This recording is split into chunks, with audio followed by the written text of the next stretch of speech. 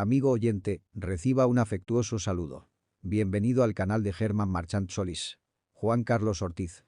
El discípulo. Parte 2. Los sodres nuevos. Capítulo 21. Características de la célula. Pablo entró en la sinagoga y habló allí con toda valentía durante 3 meses. Discutía acerca del reino de Dios. Esto continuó por espacio de 2 años, de modo que todos los judíos y los griegos que vivían en la provincia de Asia llegaron a escuchar la palabra del Señor. Hechos 19, 8 y 10. ¿Qué es lo que caracteriza a una célula? ¿En qué se diferencia de una reunión de oración en una casa de familia? La célula tiene 5 componentes. Oración por el propósito de la célula, discusión del mandamiento o mandamientos de Cristo o sus apóstoles, planear cómo lo van a llevar a la práctica u obedecer, recibir la tarea para esa semana y multiplicarse ganando a otros y comenzando nuevas células. Estos 5 elementos no se manifiestan todos juntos en el mismo día, pero deben tenerse en cuenta continuamente. Deben existir en cada lección. No pasar a una nueva hasta que la anterior haya sido puesta en práctica. A veces una reunión puede estar totalmente dedicada a la oración, si así es necesario. Pero esos 5 elementos tienen que incluirse en la vida de la célula. El énfasis está en la práctica y en la multiplicación. Esto hace a la célula diferente a todas las demás reuniones. Estos elementos los tomamos de Hechos 19, donde Pablo separó 12 discípulos en Éfeso y, a través de ellos, llenaron toda la providencia de Asia con el Evangelio. Adoraban al Señor, recibían enseñanza, hacían planes sobre cómo se extenderían, iban a diversos lugares y fundaban muchas iglesias nuevas, algunas de las cuales se mencionan en los capítulos 2 y 3 de Apocalipsis. La célula es un grupo de hacedores de la palabra, no de oidores. Las nuestras son congregaciones de oidores. La razón es obvia. Si nosotros hablamos y seguimos hablando en cada reunión, la gente no podrá hacer otra cosa que oír. Estudios realizados por gente especializada nos dicen que las personas recuerdan solamente el 20% de lo que oyen y si no lo ponen en práctica, en 10 días se lo olvidan. De lo que aprendimos en la escuela, solo recordamos lo que hemos seguido practicando hasta hoy. Leer y escribir, sumar, restar, multiplicar. Pero no nos acordamos de logaritmos, ecuaciones, la historia de China o un idioma extranjero, porque no lo hemos seguido practicando. Jesús no dijo: enséñenles a que oigan todas las cosas que yo les he mandado, sino enséñenles a que observen o guarden las cosas que yo les he mandado. Por eso, la discusión en nuestras células incluye cómo vamos a aprender la lección o el mandamiento. No son tanto lecciones como proyectos para hacer. Anteriormente, en nuestra iglesia seguíamos este plan. Los martes reunión de oración. Ese día predicábamos: hermanos, oren, oren. La oración cambia las cosas. La oración es lo más importante. La gente se iba a su casa decidida a orar más que nunca. Y el jueves volvían para el estudio bíblico. Estábamos por la mitad del libro de Nehemías. Nos referíamos al muro derrumbado de Jerusalén y cómo Nehemías lo reconstruyó. ¡Qué gran hombre que fue! Hoy necesitamos más Nehemías. Y así la gente se olvidaba de la oración y procuraba imitar a Nehemías. El domingo por la mañana teníamos la escuela dominical. Estudiábamos el tabernáculo con todos sus hermosos tipos de Cristo en el atrio, el lugar santo, a eso también era importante. Y al finalizar, pasábamos al culto dominical matutino. Yo predicaba sobre la santidad. Sin santidad no podemos agradar al Señor, les decía, Dios quiere un pueblo santo. De modo que volvían a sus casas meditando sobre la santidad, olvidándose todo sobre la oración, Nehemías y el tabernáculo. Y por la noche, volvían al culto vespertino, y yo les predicaba: hermanos, el Señor viene pronto. Debemos prepararnos para la segunda venida de Cristo. Y por años, un montón de mensajes por semana. ¿Qué podía hacer mi gente además de escuchar? 5 mensajes en una semana.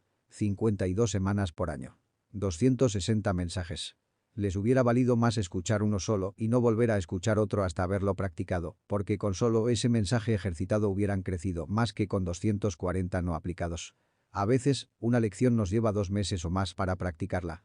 La iglesia ha cambiado mucho desde que practicamos lo que oímos. No edificamos más sobre la arena. Pablo le dijo a Tito: tú, en cambio, predica lo que va de acuerdo con la sana doctrina. A los ancianos, enséñales que sean moderados, respetables, sensatos e íntegros en la fe, en el amor y en la constancia. A las ancianas, enséñales que sean reverentes en su conducta y no calumniadoras ni adictas al mucho vino. Deben enseñar lo bueno y aconsejar a las jóvenes a amar a sus esposos y a sus hijos, a ser sensatas y puras, cuidadosas del hogar, que no se hable mal de la palabra de Dios. Enseña a los esclavos a someterse en todo a sus amos, a procurar agradarles y a no ser respondones. Recuérdales a todos que deben mostrarse obedientes y sumisos ante los gobernantes y las autoridades. Siempre deben estar dispuestos a hacer lo bueno. Tito 2:1-5, 9. 3.1. Note que la sana doctrina no tiene mucho que ver con el premilenialismo o el posmilenialismo, sino con la obediencia a lo que Cristo manda. En las iglesias hay muy buenos ancianos y diáconos que estampan su firma al pie de los artículos de fe, creen en el nacimiento virginal, en la segunda venida de Cristo, en el milenio y todo lo demás, pero no son buenos esposos, no tratan bien a sus hijos, sobrepasan los límites de velocidad fijados por la ley, no pagan sus impuestos honestamente, etc. En las células discutimos estas cosas. Supongamos, por ejemplo, que la lección trata sobre los esposos. La primera semana discutimos todo el material de la lección. A la semana siguiente, repasamos el material por medio de preguntas y respuestas para cerciorarnos de que todos comprendan cuál debería ser su relación con su esposa e hijos. En la tercera semana, volvemos a comenzar con el primer punto de la lección. El esposo es la cabeza del hogar. Discutimos sobre cómo poner esto en práctica.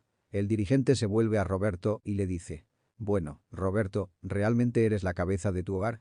«La verdad es que», dice Roberto, «últimamente estamos teniendo muchos problemas.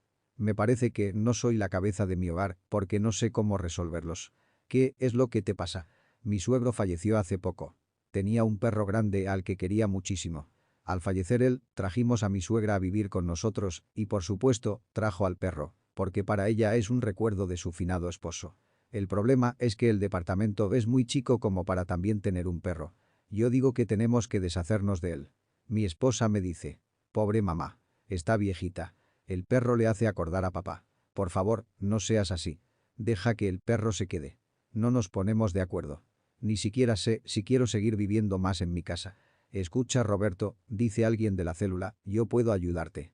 Vivo en los suburbios y tengo bastante terreno. Si quieres yo puedo hacerme cargo del perro por un tiempo. Entonces tienes que llevarte también a mi suegra, porque ella quiere estar con el perro». Le dije a mi esposa hace 3 días que si cuando llegaba del trabajo el perro seguía en casa, no le iba a hablar. Hace ya 2 días que no le hablo, no sé cómo arreglar este asunto. «No, Roberto», señala el dirigente, «es posible que Dios mandara al perro a tu casa para enseñarte algo que no sabías. La cabeza no es el que manda o el que dice la última palabra. La cabeza es el que piensa, que tiene sabiduría, que trae las soluciones a los problemas. ¿Cómo es posible que le hayas dado a un perro tanto poder? El perro está controlando tu casa. Está desmembrando la familia, un perro. Escuchen», añade otro, «tal vez el perro no tendría que estar en el departamento, es posible que tengas razón, pero a lo mejor Dios quiere que aprendas algo que no sabías». «Vamos, Roberto, te estás distanciando de tu esposa, estás haciendo sufrir a tu suegra. En realidad el problema eres tú, no el perro». «No, no, no puedo», se defiende Roberto. «No te preocupes», dice el dirigente, «vamos a orar por ti para que Dios te ayude a aceptar al perro y a demostrar así el amor a tu esposa y a tu suegra. Ven, siéntate en el medio. Todos te vamos a rodear y oraremos por ti. Señor, ayuda a Roberto. Dale victoria sobre ese animalito. Dale amor por su esposa y por su suegra. Por favor, Señor, ayúdalo. Amén». «Gracias», Roberto empieza a sollozar. Quebrantado dice a los pocos momentos: «Bueno, gracias, me parece que ahora puedo hacerlo». «Perfecto», le decimos, «o ahora, cuando vayas rumbo a tu casa, haz un alto en el camino y compra un lindo collar para el perro. Si no te alcanza el dinero, no te hagas problema que entre todos te vamos a ayudar. Tienes que aprender a querer al perro». Pero lo que Roberto ignora es que, en ese preciso momento, su esposa está reunida en otra célula con mi esposa. Ella también se refiere al problema que les está causando el perro. Mi esposa le dice: «Escucha, tu esposo es la cabeza del hogar y ha sido muy bueno en traer a tu mamá a vivir con ustedes. Trata de convencer a tu madre de que le dé el perro a alguien que tenga lugar apropiado. Si tu esposo dice que el perro tiene que irse, pues tendrá que irse. Llévala a un lugar donde puedan ir a verlo 1 o 2 veces por semana». «La verdad que nunca se me había ocurrido», contesta la esposa de Roberto. «Es cierto que él es la cabeza de nuestro hogar y debemos obedecerle. Es verdad que el perro no cabe en nuestro departamentito. Vaya a hablar con mamá». Ya en su casa, la mujer convence a su madre para que regalen al perro. Más o menos a la misma hora, también llega Roberto y trae un collar para el animal. Él dice: «Perdóname, querida, por no haberte hablado. El señor ha tratado conmigo y he decidido que el perro quede en casa». «No», dice ella, «ya mamá decidió que lo regalemos». «No, no», dice Roberto, «ahora quiero al perro, porque me enseñó una lección muy grande. Amar a mi esposa como Cristo ama a la iglesia. Cosas así no se pueden lograr en un culto matutino del domingo». Esa tercera semana, una vez que oramos por Roberto, comenzamos con Felipe y después con otros. Ahora comprende por qué a veces las lecciones de las células duran de 4 a 6 semanas. Y a la semana siguiente, llegan las noticias de lo ocurrido.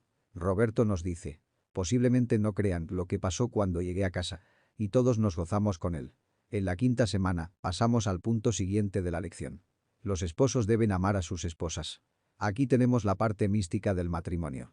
Todos decidimos llevar flores o dulces a nuestras esposas, y entonces el hogar es un pedazo de cielo aquí en la tierra. Después de 5 semanas, llegamos al tercer punto de la lección.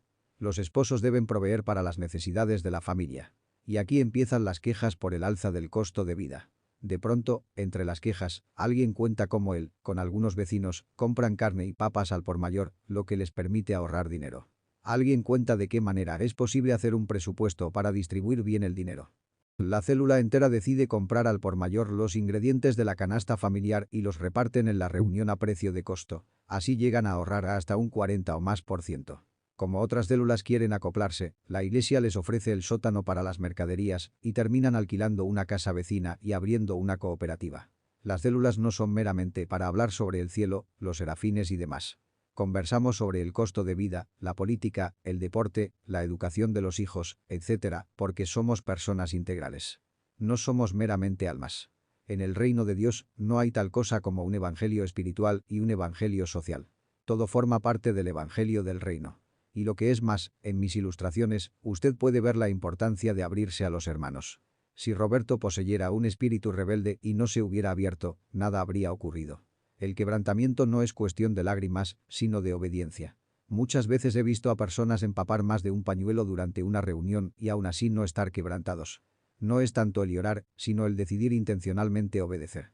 La obediencia es sumisión, por supuesto, esa sumisión está basada en el amor y la confianza. Luego, quizá después de unos 2 meses, acabamos de ver la lección respecto de los esposos. Y, en ese tiempo, ya ha habido una revolución en los hogares. ¿Por qué? Porque de oidores pasamos a ser hacedores de la palabra. Y como las esposas están con mi esposa, nosotros comentamos y ministramos uno al otro según sus necesidades. Las células son las verdaderas coyunturas, ligamentos y músculos de la iglesia, la fortaleza. La reunión dominical, la piel, la belleza. Las células internas tienen que ser fuertes y sanas porque de lo contrario, con el tiempo, la piel irá muriendo. Pero cuando las células están vivas y los discípulos se van formando durante las 24 horas del día a lo ancho y a lo largo de una ciudad, las reuniones dominicales estarán rebosantes de salud. Reuniones lindas los domingos sin células por la semana es como una hermosa gelatina. Las células solas, sin las reuniones unidas para cantar y adorar, son como un esqueleto sin piel. Cumplamos el mandato de Jesús. Procuremos que la iglesia vuelva a ser un grupo de discípulos fieles y obedientes al Señor. Dios les bendice.